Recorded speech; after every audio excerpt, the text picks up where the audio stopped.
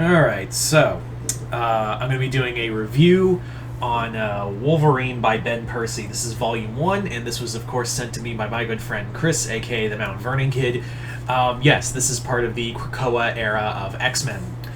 So, this was part of the New Line. I think, yeah, this came out it was one of the first comics they came out with when they started the Krakoa era of X-Men.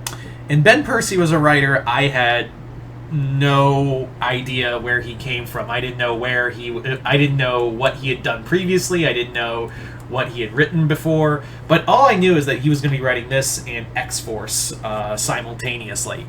And I've heard some polarizing things about his X-Force run, mostly because of what they've been doing with Beast.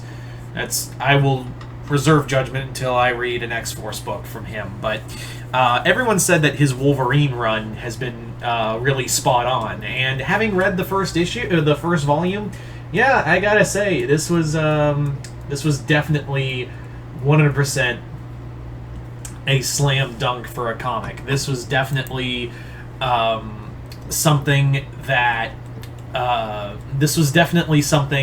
that worked on every level. We get this guy. Ben Percy talks about like Wolverine's, history, his psyche, like his mentality of living so long and dealing with so much shit over the years. I also like that, yes, this does kind of put in the building blocks for X-Lives deaths of Wolverine, which I reviewed on this channel not too long ago. So it is kind of nice and kind of go back and read the previous era for the building blocks for that.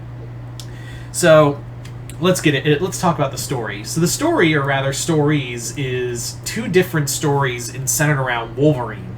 And in here, Wolverine, Logan is for the first story. We have Wolverine waking up and finding that he's murdered the rest of X-Force. Of course, they can be brought back, so that's so no big deal. But he killed his friends, and he was on the trail of someone stealing Krakoan petals from the Marauders.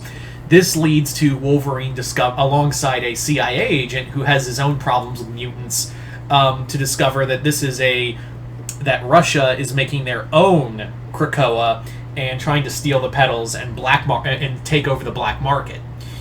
This involves a new character called the Pale Lady, which I have no idea what the character is about, but still, yeah, it's a pretty fun story. It's a brutal story too. I really like that this plays with Wolverine and how brutalized he gets. And of course, I forgot to mention, you have Adam Kubert on the artwork. You have one of the Kuberts on here, and whenever you have the word Kubert on here, especially when it comes to a Wolverine book, yeah, it's definitely in for a good time for artwork. So we have that for artwork. We also have it's a good 3-part story, and I find it's actually kind of refreshing to have shorter story arcs in comics in these kind of comics, because usually you have the first volume is the first 6 issues of a story arc, 6 to 5 issues of a story arc, and then it goes on to something else. So it's actually kind of nice to have multiple stories in one volume. So, and it's actually nice to have shorter stories too. So that's story 1. The second story is a little more off the wall. It involves Omega Red coming to Krakoa after being brutalized by vampires. It turns out that we are talking about the growing vampire nation that does get Chernobyl at one point. And they're planning an attack on mutant kind. So Wolverine, who obviously hates the idea of having Omega Red on the island, but he's forced to go and investigate this whole vampire nation thing before it becomes a danger to mutant kind. Obviously, this is another build-in for X-Lives because of what they do with Omega Red. But it is kind of cool to see Wolverine, and it does kind of bring up the whole thing of the Curse of the Mutants, where Wolverine was turned into a vampire for a hot minute and has a score to settle with Dracula.